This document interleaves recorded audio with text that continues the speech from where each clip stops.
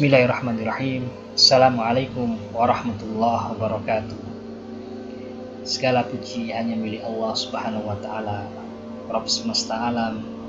Shalawat dan salam semoga senantiasa tercurahkan kepada junjungan kita Nabi Muhammad SAW, pada keluarga beliau, para sahabat, dan seluruh pengikutnya hingga akhir zaman. Saudaraku yang dirahmati Allah, ketika bulan Ramadan datang, banyak dari kita mempersiapkan menu sahur. Kita berbicara tentang nasi, lauk, minuman, bahkan suplemen. Namun seringkali kita lupa bahwa sahur bukan sekedar aktivitas makan semata, melainkan ibadah yang syarat makna, penuh keberkahan, dan menjadi pembeda jati diri umat Islam. Dalam pandangan salafus salih, sahur adalah waktu ibadah, waktu turunnya rahmat, dan waktu diterimanya doa. Ia bukan rutinitas fisik, tetapi peristiwa rohani yang menguatkan iman dan ketakwaan seorang hamba. Rasulullah SAW sabda dalam hadis yang sahih, sebagaimana diriwayatkan oleh Anas bin Malik radhiyallahu taala anhu, "Tasaharu fa inna fis sahuri barakah." Makan sahurlah kalian, karena dalam makan sahur terdapat keberkahan. Hadis riwayat Bukhari dan Muslim. Keberkahan sebagaimana dijelaskan para ulama, bukan sekedar kenyang atau bukan sekedar kuat secara fisik.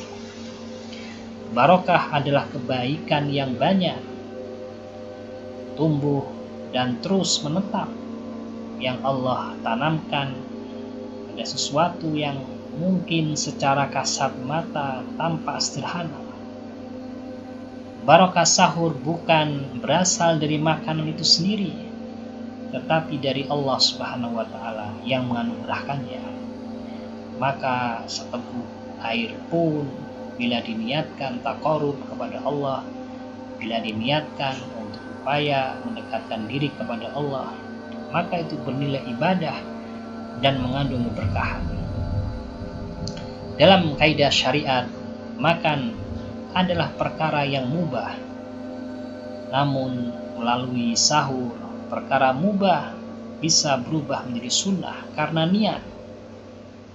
Maka saudaraku, niat untuk menguatkan diri dalam ketaatan, niat untuk mengikuti sunnah Nabi, dan niat untuk membedakan diri dari puasa ahlul kitab. Inilah pelajaran penting dari sahur, bahwa nilai amal bukan pada besarnya perbuatan, bukan, tetapi pada niat dan kesesuaiannya dengan sunnah. Rasulullah SAW bersabda, sebagaimana diriwayatkan oleh Amr bin As radhiyallahu taala anhu, "Faslun ma baina siyamina wa siyami ahlil kitab aklatus sahar." Pembeda antara puasa kita dengan puasa ahlul kitab adalah makan sahur. Hadis riwayat Muslim. Saudaraku, sahur adalah syiar, identitas, dan simbol ketaatan. Meninggalkannya tanpa uzur berarti kita telah menyia-nyiakan keistimewaan yang Allah khususkan bagi umat Nabi Muhammad SAW. Imam Nawawi rahimahullah ta'ala menjelaskan bahwa salah satu bentuk keberkahan sahur adalah karena waktunya. Waktu sahur itu adalah waktu bangunnya hamba, hadirnya zikir, doa, dan istighfar. Rasulullah SAW sabda, "Yanzilu Rabbuna tabaraka wa ta'ala kulla laylatin ila sama'id dunya hina yabqa sulusul lail al-akhir." Rabb kita tabaraka wa ta'ala turun ke langit dunia pada sepertiga malam terakhir, lalu berfirman, Siapa yang berdoa kepadaku akan aku kabulkan. Siapa yang meminta kepadaku akan aku beri.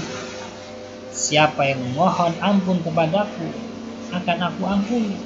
Hadis riwayat Bukhari dan Muslim.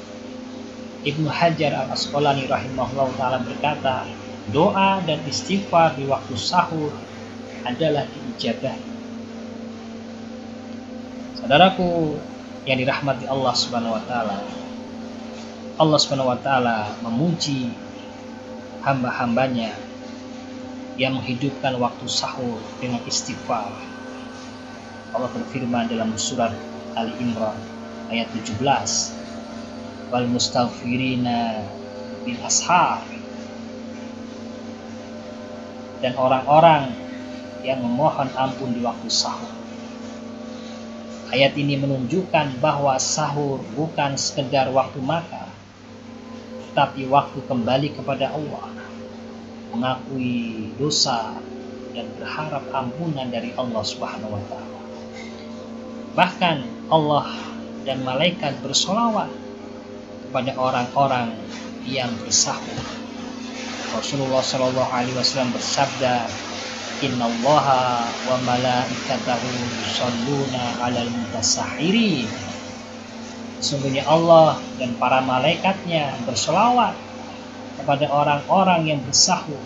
Hadis riwayat Ahmad dan Ibnu Abi Syaibah. Salawat Allah berarti pujian dan rahmatnya, sedangkan salawat malaikat berarti doa dan permohonan ampunan. Bayangkan di saat manusia terlelap, Allah menyebut nama hambanya yang bangun untuk sahur. Rasulullah Shallallahu Alaihi Wasallam bersabda mengenai keutamaan sahur dengan kurma. Nikmat sahurul mu'min at-tamr. Rasul bersabda, sebaik-baik sahur seorang mukmin adalah kurma. Beliau mengajarkan bahwa nilai sahur bukan pada kemewahan, tetapi pada keberkahan dan ketaatan. Saudaraku, kita juga disunahkan untuk mengakhirkan sahur. Anas bin Malik radhiyallahu taala anhu meriwayatkan dari Zaid bin Thabit radhiyallahu taala anhu, kami bersahur bersama Rasulullah SAW. Kemudian beliau bangkit untuk sholat. Jarak antara sahur dan sholat kira-kira bacaan 50 ayat Al-Quran. Hadis riwayat Bukhari dan Muslim.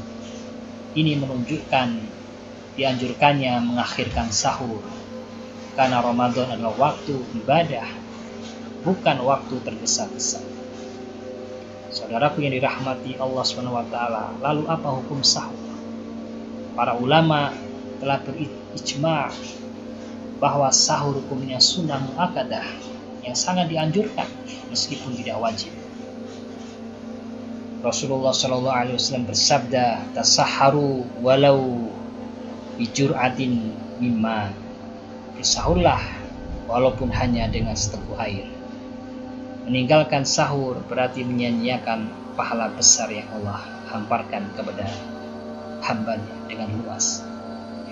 Saudaraku, Ramadan bukan hanya tentang menahan lapar, tetapi tentang menghidupkan waktu-waktu mulia. Di antara waktu mulia itu waktu sahur. Sahur adalah undangan Allah di sepertiga malam terakhir. Maka jangan kita jawab undangan itu dengan kelalaian. Semoga Allah Subhanahu wa taala menjadikan kita hamba-hambanya yang diberkahi sahurnya, terima doanya, dan diampuni dosanya. Amin amin ya rabbal alamin. Wassalamualaikum warahmatullahi wabarakatuh.